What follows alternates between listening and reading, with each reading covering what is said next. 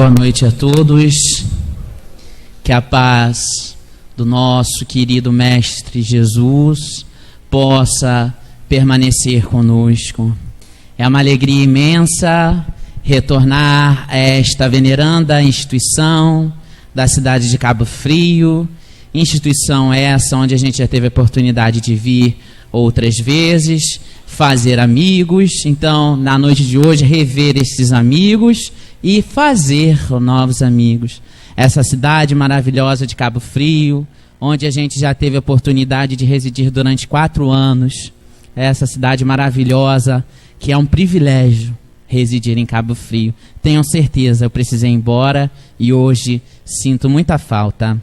Trago o abraço fraterno dos companheiros da cidade de Araruama, mais especificamente da Sociedade Espírita Sem Fronteiras, que é a instituição hoje que a gente tem a oportunidade de tarefar.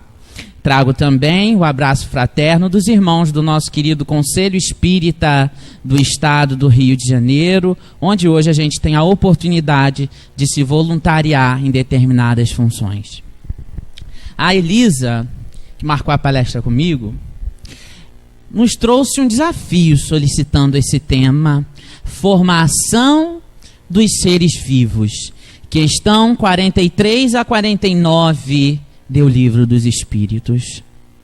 Poucas perguntas, mas com muita profundidade, e que nós esperamos conseguir alcançar algo da grandiosidade que está ali dentro. Porque, muito longe de uma palestra dos seus em torno de 50 minutos, é mínimo de tempo para abordar um tema tão profundo, um tema científico. Mas na nossa visão, no nosso entendimento, todos os temas da doutrina espírita possuem caráter consolador. E então, nós vamos tentar trazer algo deste tema. E por favor, gente, se tiver alguém fechando o olho, assim, a gente vai tentar, né, levantar um pouquinho a voz. Obrigado, Valde, pela luminosidade. Bom, né? Justamente porque nós vamos precisar compreender muitas coisas. Mas para compreender algumas coisas, eu preciso fazer uma pergunta. E quem se sentir à vontade, levante a mão. Vocês acham que a sociedade que a gente vive hoje é uma sociedade justa? Quem acha que é uma sociedade justa, levante a mão, por favor. Nós temos apenas 0,1% de todo o pleito achando que estamos numa sociedade justa. Vou mudar a pergunta. Quem acha que Deus é justo, levanta a mão. 100%. Ora, se Deus é soberanamente justo, por que a sociedade que a gente mora é injusta? Se está tudo conforme a sua vontade. Já pararam para pensar nisso? Que nada está fora dos desígnios de Deus? Então, supostamente, se hoje estamos no país que devemos estar, na cidade que estamos, no bairro que moramos, na condição social que vivemos, é porque foi por vontade dele. E quando pensamos na justiça divina, conforme está em O Livro dos Espíritos, todos concordam que Deus é soberanamente justo e bom? Todos concordam? Sim. E pergunto então, se ele é soberanamente justo e bom, ele tem que ser perfeito, não é? Deus é perfeito? Ora, se Deus é perfeito, todas as suas leis, por racionalidade, têm que ser também perfeitas. Perfeitas. Então, quando falamos de codificação, nós temos que tomar como verdade. Porque a codificação possui verdades crísticas. Todo o processo da codificação foi com a assinatura, com o aval do próprio Jesus Cristo. Se a gente diz que algo da codificação está incorreto, ou que eu discordo de algo que está na codificação, eu estou discordando do próprio Cristo. E quando Ciro vem trazer para um tema como formação dos seres vivos, eu estou falando de mim. Eu tenho certeza que é verdade, porque em mim habita a verdade que o Espiritismo me mostrou. Há determinados temas que o próprio Allan Kardec aborda em O que é o Espiritismo, em O Livro dos Médiuns, que se você não crê, por exemplo, em espíritos, não tem o porquê você participar de uma reunião mediúnica. Então este é um tema que, se eu, por exemplo, não acho que Deus seja perfeito, vai ficar um pouco difícil de compreender o tema. Porque nós vamos redundar e vamos chegar ao ponto de dizer: isso é mistério de Deus, como tínhamos, né, em outras doutrinas. Porque como o mundo ainda é de provas e expiações, ou seja, somos muito mais mauzinhos do que bonzinhos, muitas coisas ainda não nos é dado o direito de saber. Isso é lógico, todo mundo concorda que isso é lógico? Vocês imaginem, só para a gente conseguir contextualizar, se eu estivesse no ano de 1920 tentando explicar para vocês o que era um celular, como que eu iria explicar? Eu iria explicar com a metodologia da época, tal qual Jesus fez quando veio à Terra, que ele contava tudo em parábolas, porque ele tinha que usar uma linguagem que aquele povo entendia e compreendia, né? Se eu faço uma profecia para um futuro em que eu vejo algo que eu ainda não sei o que é, eu vou tentar descrever com base naquilo que nós temos. Assim como Nostradamus o fez. Nostradamus, que teve a visão da Segunda Guerra Mundial, dos aviões atirando, como que ele desenhou aquilo? Como se fossem dragões. Porque era aquilo que ele conhecia naquela época. E quando falamos de formação dos seres vivos, ao longo da história, também foi assim.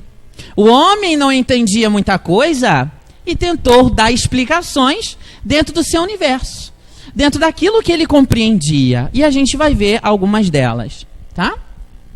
Bom, a nossa bibliografia base, tá? Obviamente tem que ser o Livro dos Espíritos. Estamos na casa espírita. Fazer palestra sem falar em codificação e Jesus, não há como.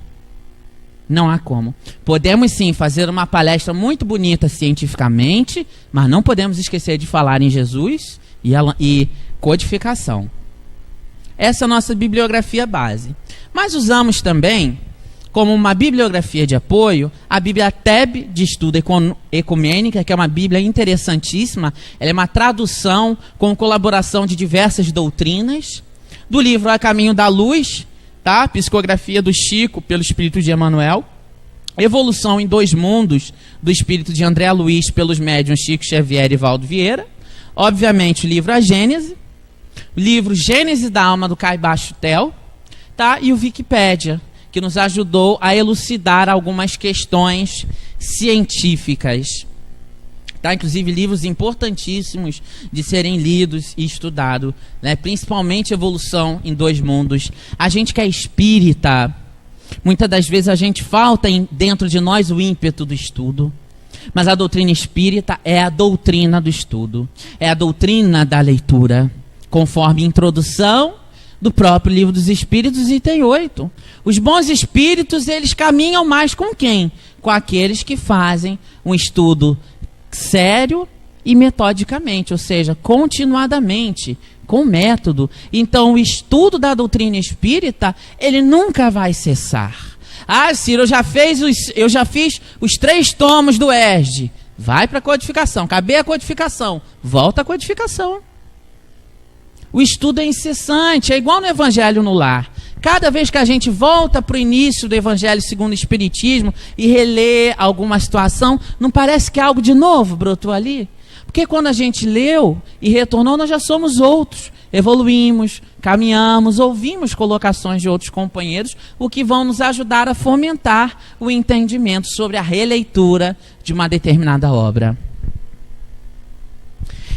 Eu trouxe a capa do livro A Gênese, porque nas 5 obras básicas do Espiritismo, a gente geralmente vai direto para o item 1, não lê introdução, não lê prolegômeno, não lê prefácio, né? Vai lá direto para o item 1, questão número 1. Né? No livro A Gênese, olha que informação importantíssima que Allan Kardec traz para a gente já na capa do livro, que muitas das vezes passa, né, ali meio desapercebido pela gente. A Gênese é o 5º livro da codificação. Ano que vem completará 150 anos, no ano de 2018. Tema do Congresso Espírita do Estado do Rio de Janeiro, no ano que vem, de 2018. E que, se Deus quiser, será muito bem falado nas nossas casas espíritas, porque hoje o livro A Gênese está esquecido pelo movimento espírita. Esquecido pelo movimento espírita. E é uma pena, porque é um livro grandioso, com informações como essa. O que Kardec diz pra gente? A doutrina espírita é o resultado do ensino coletivo e concorde dos espíritos. Isso significa que o que veio do espiritismo não veio da boca de um homem, mas sim por diversas mãos, por diversas bocas, intuídos pelos amigos espirituais. No livro Viagem Espírita de 1862, Allan Kardec narra algo em torno de mais de 1.100 espíritas que ele passara para colher as informações que ele trouxe à tona para nós, em tempos onde não havia carro, não havia carta, não havia Facebook, não havia WhatsApp e nem caneta. Caneta era aquela pena. Então olha só quanta coisa ele teve que fazer. E ele prossegue. A ciência é convidada a constituir a Gênese segundo as leis da natureza. Então, o Espiritismo não descarta o que a ciência diz. Pelo contrário, nós vamos ver que muito do que a ciência diz, o Espiritismo disse antes, ou o Espiritismo veio comprovar. Deus prova a sua grandeza e poder pela imutabilidade das suas leis, e não pela derrogação delas. Então, as leis divinas, elas são imutáveis. Elas não mudam jamais. Para Deus, o passado e o futuro são o presente. Olha só que interessante. Para Deus, o passado e o futuro são presente. Porque o tempo para Deus é uma outra situação que ainda não encaixa na nossa mente, na nossa cabeça. Mas as suas leis, aquilo que nós conhecemos, não vão mudar. Quando, Ciro, que vai mudar? Nunca. Nunca. Porque, conforme falamos, ele é perfeito. Bom, vamos começar então. Uma das maiores tentativas de se explicar a chegada do ser humano na Terra foi com os irmãos lá. Está todo mundo reconhecendo quem é? Que é o nosso querido Adão e a nossa querida Eva, né? Lá no livro de Gênesis, né? Capítulo 2, versículo 4. Adão surgiu da onde? Surgiu do barro. Mas aí Adão estava se sentindo sozinho, carente, né? Quem é que gosta de ficar sozinho? Ninguém gosta de ficar sozinho. Deus olhou para ele, ficou com pena dele e falou: me dá uma costelinha aí, meu irmão. Me arruma uma costelinha aí. Ele deu uma costela, e da costela do Adão veio Eva. Ah, santa perdição, dona Eva, né? E a gente fica e vê lá a cobrinha lá em cima. Que disse algo para Eva. E qual foi o fruto que eles comeram, que não podia comer? A maçã. Todo mundo tem certeza disso? Onde está escrito que foi a maçã? Mesmo? Em nenhum lugar, né? Foi criação humana. Ué, Ciro, a maçã foi criação humana? Foi. Assim como Adão e Eva. Foi uma historinha para explicar algo de uma moral a uma época que não se tinha nada. O livro de Gênesis é o primeiro livro do Pentateuco mosaico, né? Moisés escreveu 5 livros e esse foi o primeiro deles, o livro de Gênesis, para tentar explicar como o primeiro ser vivo chegou à Terra e veio do barro. Era isso que ele conhecia. E para mostrar como isso tem uma certa incoerência, com todo o respeito que a gente tem pela Bíblia, porque somos árduos estudantes e propagadores do núcleo de estudos e pesquisas do Evangelho. Então a gente estuda a Bíblia, gostamos de ler Bíblia, mas a Bíblia tem que ser lida como? Como Jesus falou, com os olhos de ver e os ouvidos de ouvir. Não é? Então, se nós considerarmos que assim como Jesus contava muitas parábolas, Moisés também contou muitas parábolas. Todo mundo concorda com isso? Então, prosseguindo, eles comeram o fruto proibido lá, copularam, muito embora não esteja na Bíblia, até onde eu sei, para se gerar um novo ser humano, tem que haver a cópula, correto? Então eles copularam e tiveram 2 queridos, Caim e Abel. Se amavam bruscamente, dá para ver pela foto, né? Se gostavam demais, né? Olha só como está lá na Bíblia. Eu nem coloquei a transcrição para cá. Mas, na verdade, Deus olhou melhor lá para o Abel. Caim ficou com ciúme de Abel. Será que Deus incentivaria uma disputa entre 2 irmãos? Claro que não. Mas como está lá na historinha, então, Caim fica com ciúme de Deus com Abel, resumidamente falando, né? Eu estou aqui resumindo uma história, e ele vai lá e mata o coitadinho. Aí olha só que coisa interessante. Aí Caim fica triste porque cometeu um erro, cometeu um pecado, e ele vai embora. O que acontece? Ele se afastou da presença do Senhor. Olha que coisa interessante. E habitou na terra de Nod. De onde veio essa terra? Onde está na Bíblia? De onde veio essa terra? A leste do Éden. Caim conheceu sua mulher. E de onde veio essa outra mulher? Mistério da Bíblia, Ciro, dogma. Olha, não questiona isso aí não, porque Deus vai punir. Não, meus irmãos. Se nós entendermos que é uma historinha de fundo moral, a coisa se torna mais fácil da gente viver. Daí ele engravida essa mulher, que não é feito referência ao nome dela na Bíblia. É uma senhora desconhecida, né? Então ele engravida ela e gerou Enoque. Então quer dizer, desde o início dos tempos, desde os primórdios dos tempos, o homem tenta explicar como os seres humanos apareceram na Terra. Isso sempre foi uma curiosidade, né? Se abraçarmos a ciência tem a ciência lá do Big Bang. Todo mundo já ouviu falar no Big Bang. Tudo bem, ok, é cientificamente possível. Mas e antes o que tinha? Não vai sempre habitar essa pergunta nas nossas mentes? O que tinha antes do Big Bang? Aí se conseguirem explicar, tinha isso. E antes disso? Vai chegar um ponto que não vamos ter explicação e vamos falar assim, é Deus. É Deus. Né? Deus cuidando de todos nós. Mais pra frente, aí, meus irmãos, né? Para falar de renovação, nós tivemos aí a senhora Arca de Noé, que está lá no livro de Gênesis 6, versículo 10. Capítulos 6 a 10. Deus começa a ficar triste e chateado pelas balbúrdias humanas. Deus irou-se. Está lá. Deus irou-se e resolve simplesmente extinguir a raça humana jogando um dilúvio. De fato, a ciência diz que aquela época, aquela região, houve sim um grande aguaceiro, conforme diversos cataclismas que a gente tem. Um tsunami. Nós não tivemos um tsunami aí em 2011 que varreu metade de um país? Tivemos. Por que nessa época não poderia haver?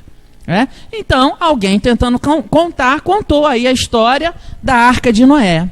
Mas se pararmos para ler com racionalidade a quantidade de bichos que o Noé tinha que carregar, pra vocês terem uma ideia, quanto que vocês acham que um casal de leões come por dia, um casal de elefantes come por dia? Ou seja, além de levar todos os casais de animais, levar a quantidade de comida para esses bichos, né?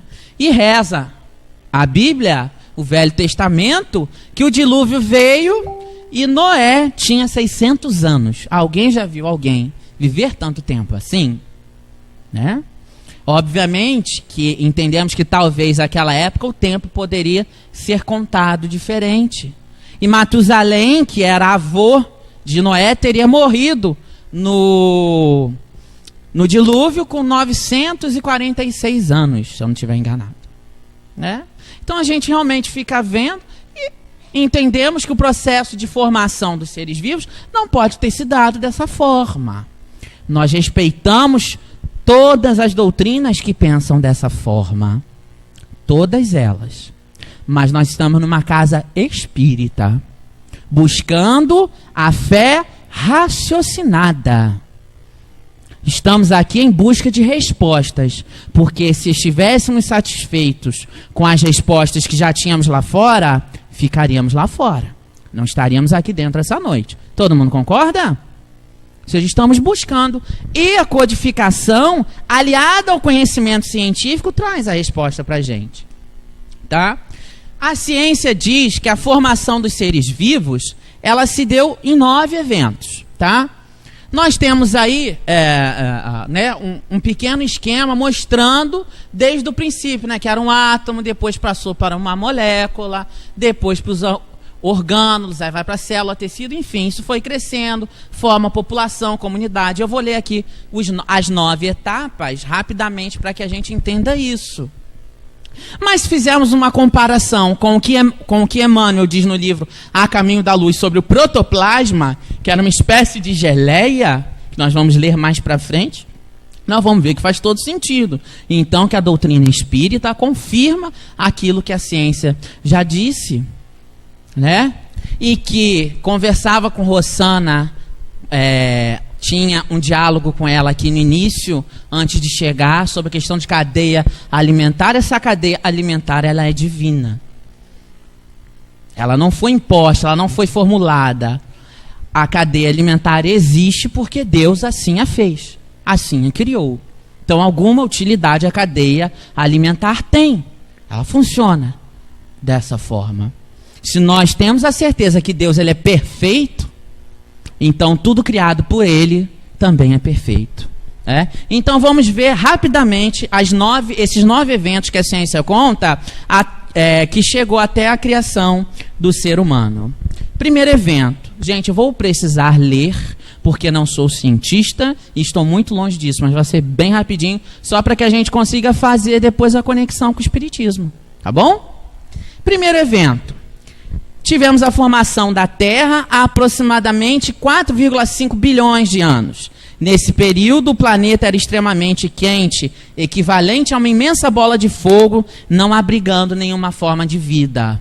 O tempo de criação que a ciência diz vai totalmente de encontro ao tempo de criação que a Bíblia diz. Não bate de forma alguma. E que, inclusive, né, lá logo no capítulo 1 de Gênesis, e no primeiro dia Deus fez a luz. Aquilo ali, na verdade, os 7 dias foram as 7 eras do planeta Terra. Né? O segundo evento. Passados milhões de anos após a formação do planeta, a Terra entrou em um processo de resfriamento gradativo. Essa alteração originou uma estreita camada de rocha em toda a Terra. Então era quente, esfriou, fez-se uma rocha. Com as mudanças ocorridas na temperatura do planeta que foi se resfriando, foi expelida do interior da Terra uma imensa quantidade de gases e vapor de água. Esse processo fez com que os gases formassem a atmosfera e o vapor de água favoreceu o surgimento das primeiras precipitações. Um longo tempo de chuva ocasionou a formação dos oceanos primitivos, que possuíam cerca de 20 centímetros de profundidade. É muito interessante falar nos oceanos. Vocês sabem por quê?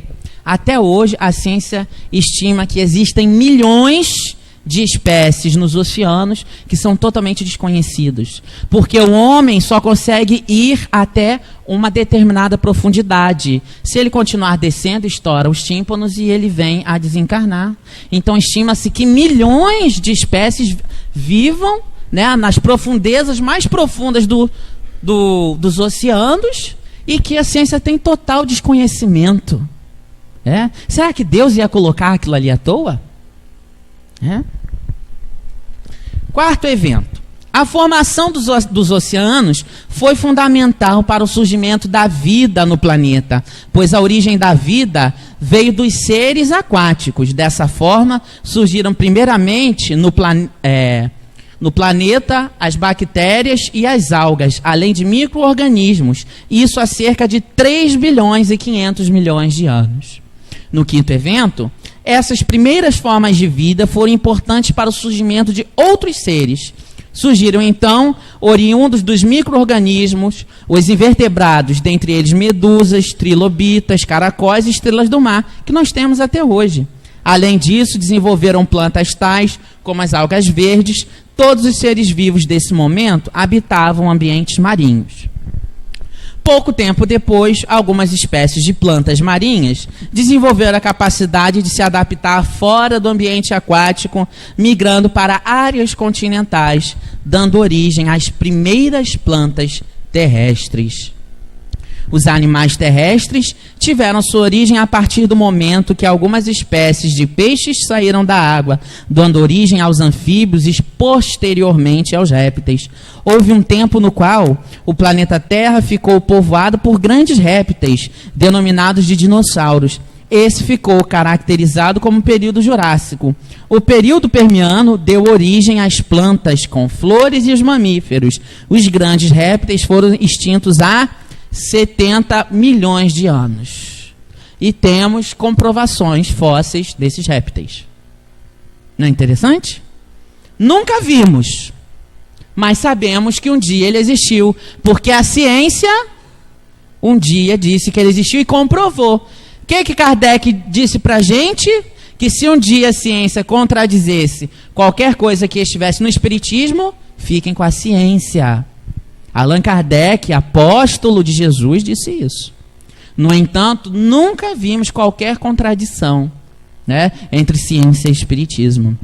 No 8º evento, há aproximadamente 65 milhões de anos, teve início a formação de grandes cadeias de montanha, como o Himalaia e os Alpes. Os animais, como os mamíferos e as aves, proliferaram por todo o planeta. A atmosfera já possuía as mesmas características atuais.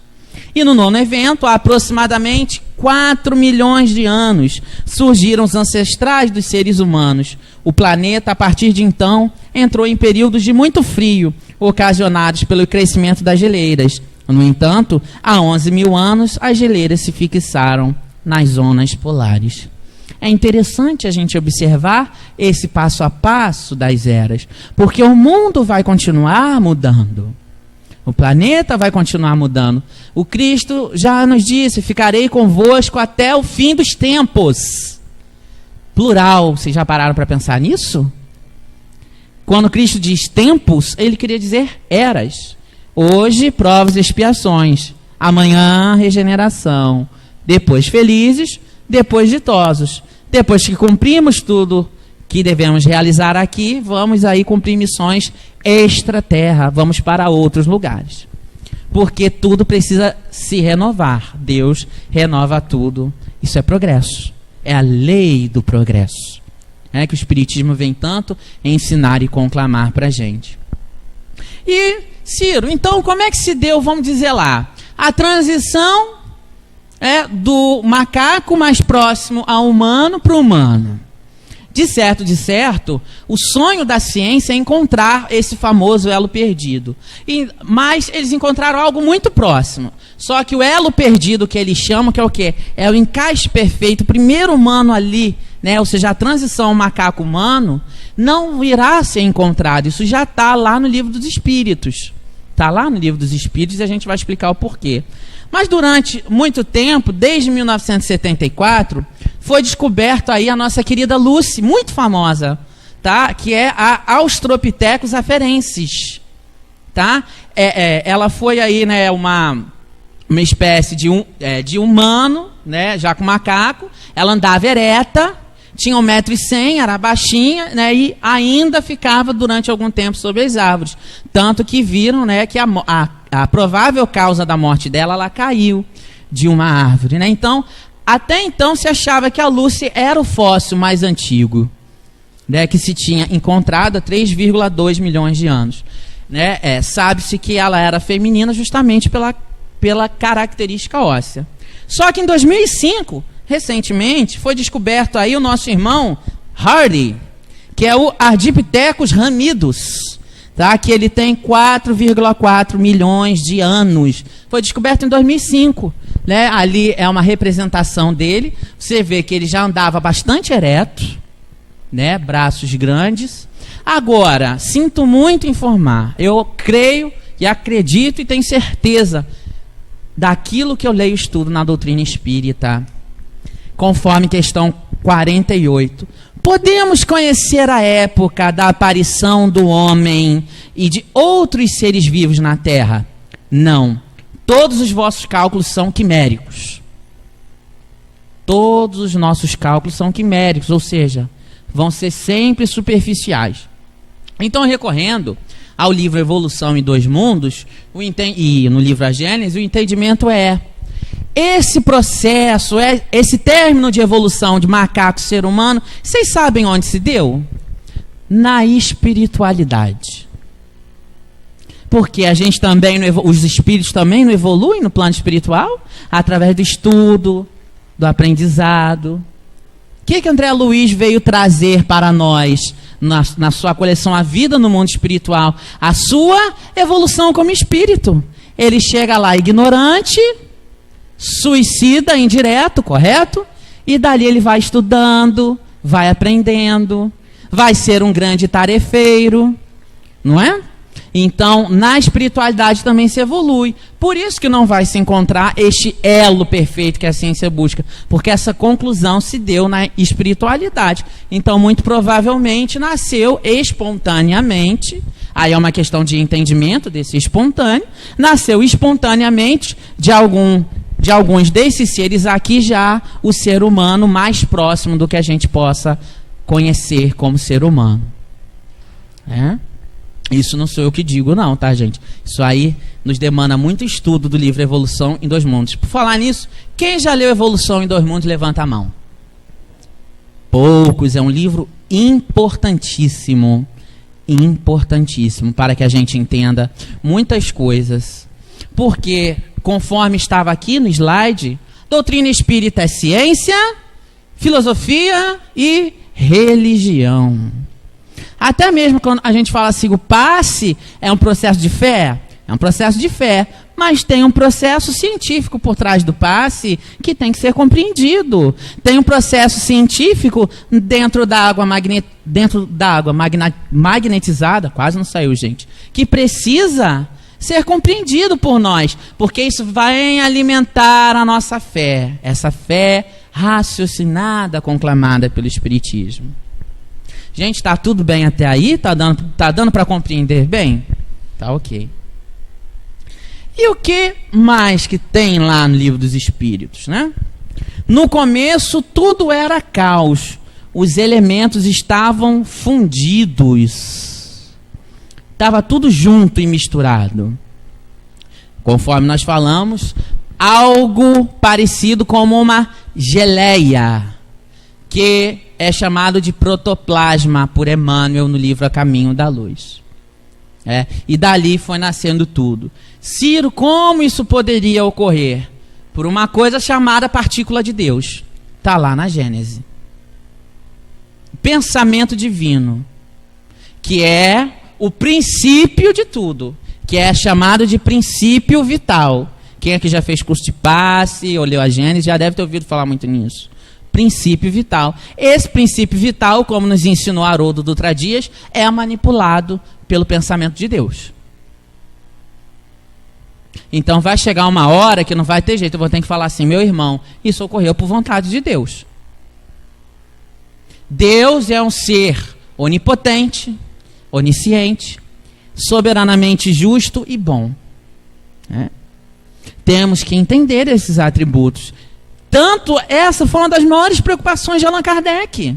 Porque foi a primeira questão do Livro dos Espíritos. E ele foi tão eloquente que ele não pergunta quem é Deus. Ele poderia ter perguntado quem é Deus. Não, ele pergunta o que é Deus. Não é interessante? Não é interessante para a gente pensar? E às vezes, meus irmãos, dá nó na cabeça mesmo. Sai fumaça. A gente tem tendência a ser vaidosos e nos acharmos o último caroço do saco de feijão. Somente, eu só vou falar do sistema solar. No nosso sistema são 8 planetas e um planetóide. 9 planetas, vamos dizer assim, são 9 planetas. Ou seja, seria muita ignorância da nossa parte achar que só a Terra seria povoada. E só estou falando do sistema solar. mais uma série de quantidade de estrelas que o nosso sistema solar tem, como o Sol, que é uma estrela de quinta grandeza. Nós temos a nossa Lua, mas há planetas que têm 3 luas. Será que Deus ia ficar colocando aquilo ali só no céu para enfeitar para a gente? Lá também tem seres vivos, mas seres em outro plano. Se formos ler o livro Cartas de uma Morta, de Francisco Cândido Xavier, psicografia da sua mãezinha, Maria João de Deus, nós vamos ver as narrativas da sua experiência no planeta Marte.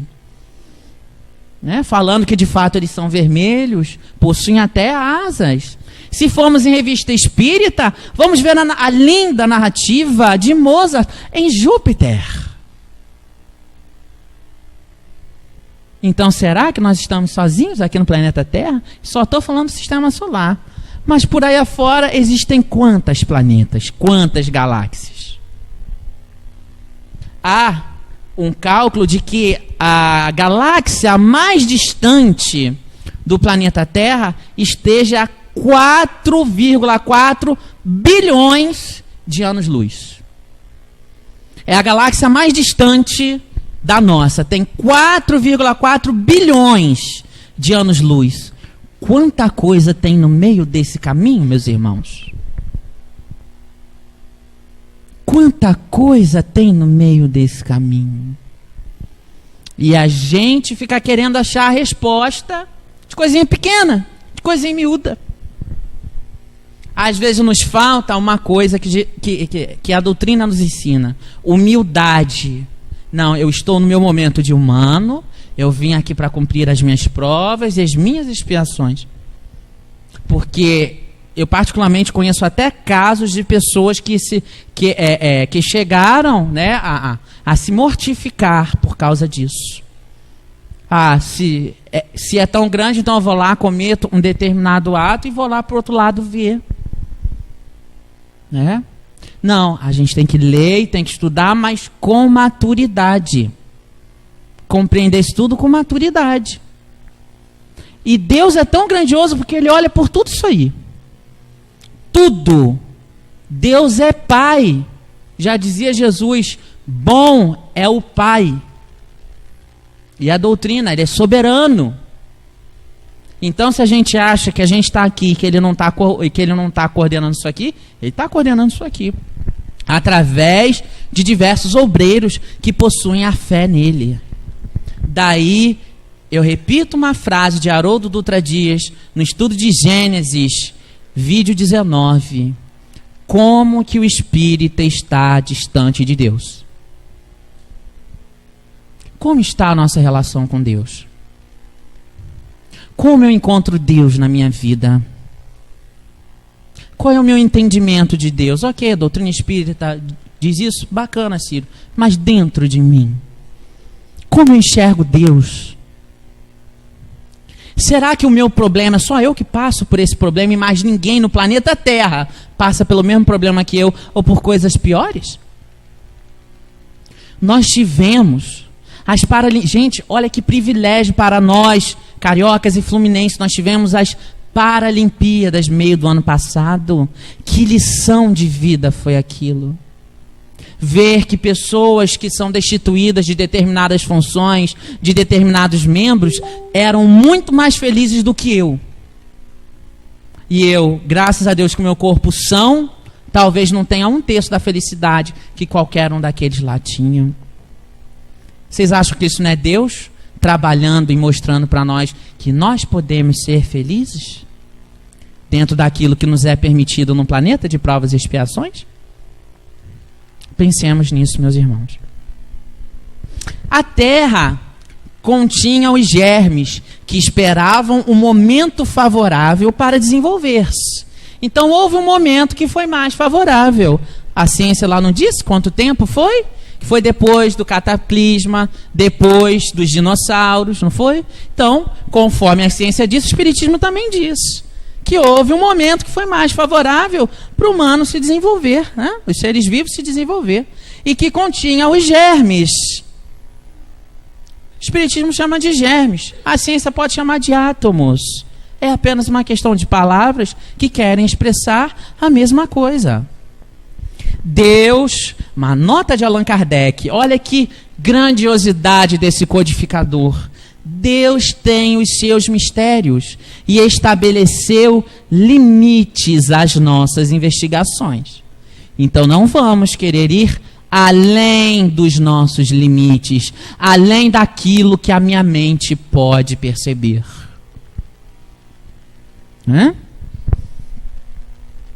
Na questão 47, Allan Kardec pergunta se a espécie humana se achava entre os elementos orgânicos do globo terrestre. Sim, sim. E veio a seu tempo. Foi isso que deu motivo a dizer-se que o homem foi feito o limo da terra. Aí se a gente comparar com a historinha de Adão que veio do barro, não é bem parecido? Olha então a ideia já habitando na humanidade desde o início. Como que tudo é cíclico, como que Deus envia as comunicações através dos espíritos em diversas esferas. Isso é perfeição, meus irmãos. Ciro, e como que se dá? Vou tentar resumir. Nós temos, parte do que nos anima hoje, parte do fluido que nos anima hoje, tá? Não totalmente. Já habitou o reino animal, o reino vegetal e o reino mineral. Em Evolução em Dois Mundos, tem uma frase de André Luiz que eu sou apaixonado. E ele diz o seguinte: até as pedras têm vida, mas é uma vida como vós não entendeis. Ele não se referia a bactérias e protozoários habitando nas pedras. Não, a pedra em si tem vida. Mas uma vida, uma espécie de vida que a gente ainda está longe de compreender. E quando a gente vê essa evolução e desse nosso princípio, ele se dá grosseiramente, gente. É necessário estudo na Gênesis. Um exemplo. Essa pedra, ela passa por uma cadeia de evolução total. Depois que ela passa por essa cadeia de evolução, ela retorna para o início de uma evolução, só que já com seu princípio alterado para vegetal. Ela é uma mini plantinha, uma microplanta. E daí esse princípio vai ativando, vai crescendo e vai evoluindo. Aí essa virou um plantão grande, vamos dizer assim, um girassol bonito, florido. Vamos dizer que o girassol, como é uma planta muito bonita, é só um exemplo, seja a planta mais bonita que a gente conhece. Aí esse girassol evoluiu, é feliz, chegou no mundo feliz ditoso. Ele retorna ao seu princípio, já mais condensado, retorna ao mundo primitivo de novo. E começa o processo de evolução através dos animais. Aí começa lá, desde um micro animal, até subindo, até chegar, cachorro, gatos e macacos. E depois, no maquinário divino, depois do último animal, esse processo ele é condensado com mais fluido, que já tinha ali princípios, é unido ao princípio divino, mesclado, e se torna um espírito. E vai encarnar como um espírito, primitivo. Ciro, eu quero me aprofundar nesse estudo. Livro A Gênese.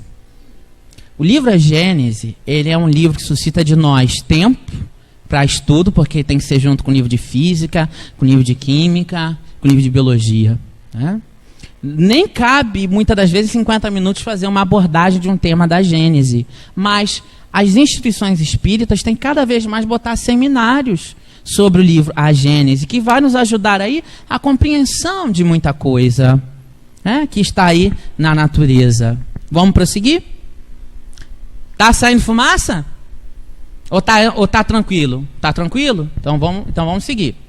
Então no livro A Caminho da Luz, Emmanuel diz o seguinte: que estavam dados os primeiros passos no caminho da vida organizada. Com essa massa gelatinosa, é o que nós falamos aqui, nascia no orbe o protoplasma, e com ele lançara Jesus. à superfície do mundo o germe sagrado dos primeiros homens. Jesus é tão grandioso esse irmão nosso, que ele é confundido com o próprio Deus. Porque no livro de Gênesis, capítulo 1, quando está assim, façamos o homem à nossa imagem e semelhança. Ora, mas é plural, não é? Façamos? Se fosse Deus falando, Deus falaria assim no plural? Deus não é um só? Ou tem um monte de Deus? Não, Deus é um só. Então não poderia ser Deus, porque está no plural. Agora vocês imaginem Jesus, médium de Deus, não é isso? Que está lá no Evangelho, Jesus era médium de Deus. Imaginem Jesus tendo um diálogo com Deus, e Jesus vai retransmitir esse diálogo aos operários que iriam formular a terra. Olha só, Deus, nosso Pai, falou para que nós façamos o homem à nossa imagem e semelhança. Então, nós somos imagem e semelhança, não de Deus, mas de Jesus. E dos seus 71 ministros, conforme no livro A Caminho da Luz. Tem 2 livros que vão ajudar muito a compreender o processo de evolução espiritual, principalmente, não somente da Terra, mas do Brasil. Fica como uma lição para casa. Quem quiser anotar, anote. Livro A Caminho da Luz, de Emmanuel, e também um livrinho chamado Brasil, Coração do Mundo, Pátria do Evangelho. Um livro que eu vi uma palestra de Marcelo Turra sobre ele, maravilhosa, em Araruama. Eu sei que ele está me ouvindo, foi fantástica, como eu aprendi. Depois vocês pedem para ele reproduzir essa palestra aqui, que realmente é muito boa. Vem nos ajudar a compreender esse processo de evolução do ser. Porque quando falamos em processo de formação dos seres vivos, né, estamos falando dos animais e dos humanos também. Ele é do processo espiritual. Ora, como que a gente compreende que o plano espiritual também evolui? André Luiz fala isso pra gente. Também há evolução no plano espiritual. Complexo de entender, mas tem. Lá também as coisas evoluem, se modificam, são criadas novas tecnologias que mais pra frente são enviadas ao planeta Terra. Não é assim? Até no filme, não no livro, mas no filme, né, o Emmanuel fictício, porque nosso lar não tem Emmanuel, mas no filme ele pergunta para André Luiz, você quer uma tecnologia do passado, do presente ou do futuro para enviar a mensagem? Tecnologia do futuro. Quantas tecnologias tem lá? Se pararmos para ler livro Memórias de um Suicida, de Dona Ivone do Amaral Pereira, psicografia do querido Camilo Cândido Botelho, ele faz uma narrativa de algo que, para o meu entendimento, é um data show. Isso aqui que a gente está vendo. Vocês sabem que ano o livro foi psicografado? Não é o ano de lançamento, é o ano de psicografia do livro. Ano de 1930.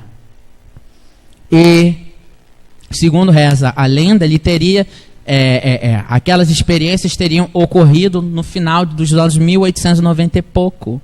E já tinha uma espécie de vídeo, ele fala, que ele não conseguia expressar mais algo que mostrava imagens no plano espiritual a essa época, que hoje nós chamamos aqui de data show. Olha a evolução, como se dá no plano espiritual. Compreendendo, estudando e lendo, fica mais fácil da gente entender, não fica? Ajuda um pouquinho a gente complementar, né? Aquilo que a gente já vem lendo, vem aprendendo nos grupos de estudo. Quem está aqui em grupo de estudo, levanta a mão, por favor. Precisamos nos matricular nos grupos de estudo. Aproveitemos que está no início do ano, vamos buscar aí a Casa Espírita e nos matricular nos grupos de estudo. É muito importante para que a gente aprenda em grupo. No grupo de estudo a gente tem a oportunidade de conversar, dialogar, perguntar e aprender tudo isso aqui, né? Não somente esse tema, mas tantos outros. E já nos encaminhando para o final, gostaria de trazer para vocês, através da sábia sabedoria do nosso querido irmão de Matão, Caibá Schutel, no livro Gênese da Alma, colocações assim magníficas em relação a isso tudo que nos envolve, a todo esse universo maravilhoso que nos envolve, muitas das vezes tão incompreendido por nós, mas pode ser sentido e vivido, porque ele pulsa dentro de nós. Jesus pulsa dentro de nós. Deus pulsa dentro de nós. Onde está o sábio?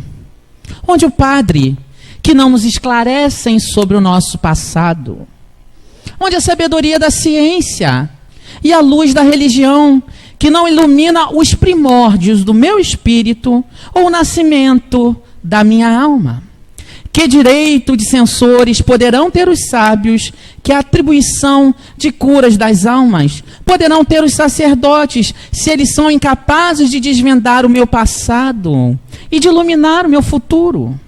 Será que a minha existência espiritual está limitada à data da minha existência corporal? Será que minha alma foi gerada no ventre materno? Como se explica, neste caso, a inteligência embrionária de velhos que poderiam ser meus pais e o desenvolvimento intelectual superior ao meu, de moços que poderiam ser meus filhos? Como explicar a moralidade admirável de moços em contraposição com as paixões vis de certos velhos? Não é a idade que faz a inteligência e a moralidade? Que será que as gera? A influência do meio e da educação? Mas vemos homens, e as páginas da história deles fazem menção, cujas façanhas ultrapassam a ferocidade dos próprios animais e, entretanto, foram criados em meio de santidade, privilegiados pela instrução. Muita paz, meus irmãos.